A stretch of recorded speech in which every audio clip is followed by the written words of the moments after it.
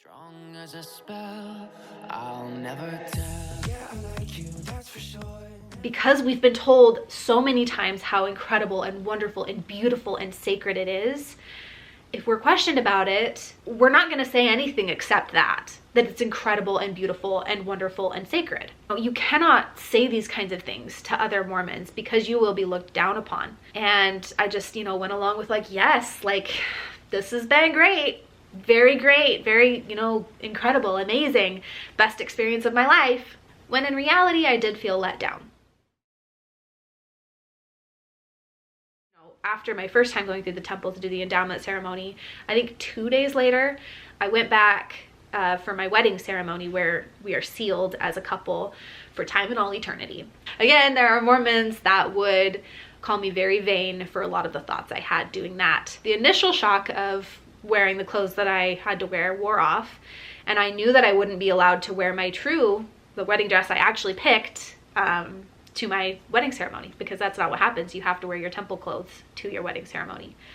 So at the actual time I was married, this is what my husband and I looked like. And, as a little girl growing up and dreaming of weddings and seeing weddings portrayed in the media, this was sad. And the other thing is that everybody else, your audience, your family and friends that are there, they are just wearing their best clothes. So they look lovely, and the bride and groom are the ones that are dressed like Chef Boyardee. And that was not my favorite, I gotta admit. And again, people called me vain for that, and whatever.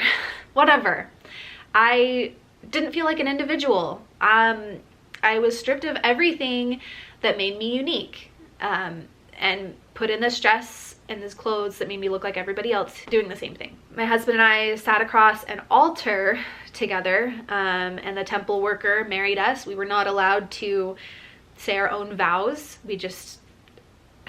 And there was no I do. It was just the temple worker said everything, and then when we were ready to agree, we said yes.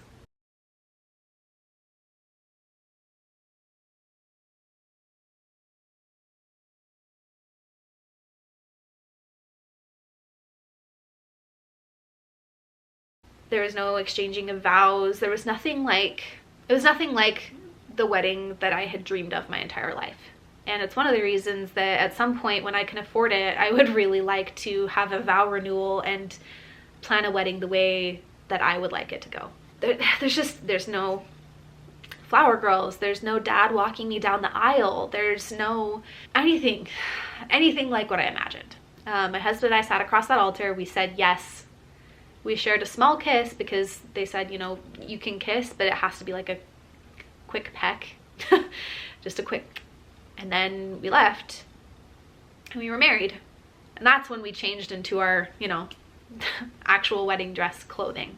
From that point, my husband and I went to the temple as often as we could. We did, more endowment ceremonies, which again, you could do by proxy for people who have died. So every time you go through after your first time, you're doing endowments by proxy. There was one time in particular that I did want to mention where we went with my husband's family. As you guys know, if you've watched my content, we are no contact with most of his immediate family members apart from his brother and our sister-in-law. But we had had issues with them for years.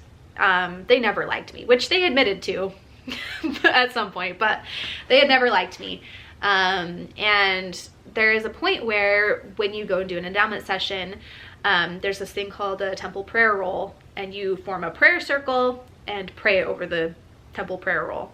And it's not everybody in the room that does this, but like a few people. My husband wanted us to be part of the prayer circle. But one of the things that they say before you go and do that is like, if anybody has any negative feelings towards anybody else in the prayer circle, like that won't work. So we're not going to do that. So if you have negative feelings about people in the prayer circle, like don't be a part of it. And I thought about that real hard because I was like, do I have negative feelings? Because they were really mean sometimes. And there was just a lot going on, and things that they had done. And, at the time I was pretty immature, so I'm sure there were things that I had done. And I was just like, ugh, but then I didn't want to like say no and have them be like, oh, she hates us. So So I went ahead and did it. And then I'm pretty sure like within a couple hours, my father-in-law and I had gotten into a disagreement over something. Actually, I think it was, he either said like a bad word, like he swore, or was like making like sexual jokes or something. And I was like, you can't do that around my kid. And he like got bothered by that, but I was like, we were just at the temple, like let's not. Anyway, I just thought that was funny to mention. I also wanted to mention that the first time you go through and you do an endowment session, they tell you, you know, sort of towards the beginning before anything really happens, that if you don't want to participate, you can leave. I never saw anybody leave. And here's the thing, like, they tell you you can leave before you see everything that happens, before you learn any of the signs and tokens, before you do any of the rituals, before you get dressed up in all the clothes, before you watch the movie. Like, it's at the very beginning. They tell you, like, if you're not prepared for this, you can leave. And I was like, well, I don't know what's gonna happen. How do I know if I want to make these covenants or not? I don't know what we're doing yet. And I remember like looking around, like my grandparents are all there, like, I'm not gonna leave. I have to do this in order to get married in 2 days. Anyway, I think that's interesting. I feel like if, you know, you're gonna ask, you know, if you want to leave, you can. You should make people completely aware of what's going to happen before telling them they can leave if they want to. On the whole, the way I feel about the temple now is it's just a building. My whole life, the temple was built up as the house of God. This is where, you know, when God visits the earth, he comes to the temples. It was supposed to be very sacred. It was supposed to be somewhere really special, where I was going to learn something new, and it just wasn't that.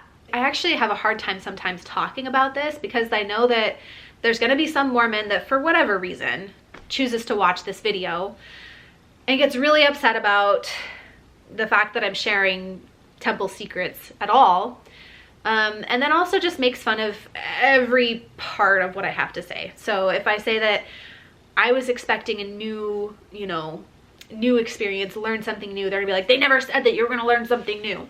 If I say I didn't like the way I was dressed, they're gonna say, well, you're just vain and selfish and only thinking about yourself, and you were not spiritual enough and you were not ready. And if I say, well, I went through the temple preparedness class, they're gonna be like, well, you clearly didn't have the right spirit with you and you don't have a testimony and blah, blah, blah. No matter what I say, if I don't say positive things, Mormons are gonna make me out to be a terrible person because I don't have a positive experience with the temple. I don't have a positive association. At the time, I tried my best, and the internal dialogue I had was like, yes, this all makes sense. This is very good. It's not a cult. I'm learning so much. Celestial kingdom, here I come. Like, I'm such a good person. I'm such a good Mormon. And it is after the fact that I can be honest with myself and say, it's not what I was expecting. It's not what I was hoping for. I didn't learn any big new secret that I'm really, you know, excited about. And and that's all there is to it. I'm curious what you guys think about this. Did you have any of the same feelings that I did? Is there anybody who like went through for the first time and was like, am I in a cult right now? Did anybody have similar feelings about like the way that they have you dress? Did you feel like your individuality was stripped away like I did? Did you have like a big aha moment? Did you feel like you learned something new?